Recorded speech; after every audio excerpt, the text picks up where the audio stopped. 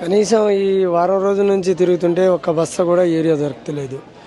రోజు చిట్టీలు పాస్బుక్ జిరాక్స్లు పెడుతున్నారు, అవి మొత్తం మూలకు పడేస్తున్నారు. ఈ సిఓ గారు అంతా రాత్రే బయట అమ్ముకుంటున్నారు.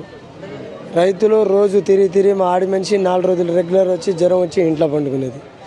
కొడుకు పేరు మీద ఉంటే మీ కొడుకు ఉండాలంటారు. ఆ కొడుకు పోయి ఆయన ప్రైవేట్ జాబ్ చేస్తాడు, నీ బస్తాలు లేకునే లేదు, నేనైతే ఇంటికి రానని ఆయన బాధపడుతున్నాడు.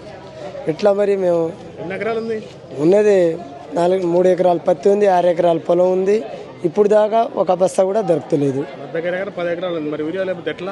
ఊరియా లేకుంటే ఎట్లా నానో ఊరియా కొట్టాలంటే ఆ నానో ఊరియా రిజల్ట్ వస్తలేదు.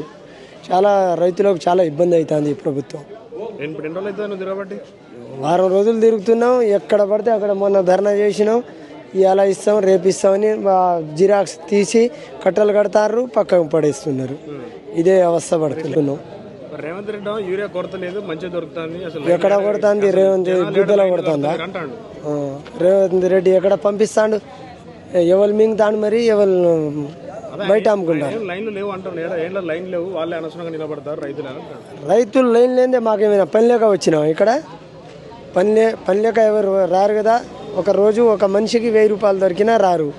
రేవంత్ రెడ్డి అంటున్నారా? ప్రజలు ఈ ఊరే కాదు, ఏ మండలం చూసినా, ఏ పత్రిక చూసినా ఇదే గోసపడుతున్నాం. ఏ విలేజ్లో, ఏ జిల్లాలో ఎక్కడ చూసినా ఇదే బాధ ఉంది. గత ప్రభుత్వం పాపం కేసీఆర్ ఉన్నప్పుడు మంచిగానే దొరికినాయి, కానీ ఈసారి చాలా ఇబ్బంది. అప్పుడు ఒక 10 సంవత్సరాల కింద వచ్చిన ప్రభుత్వం మళ్ళీ ఇదే ఇబ్బంది పడుతుంది. ఏం లేదు, మంచిగానే దొరికినాయి గిన్ని రోజులు.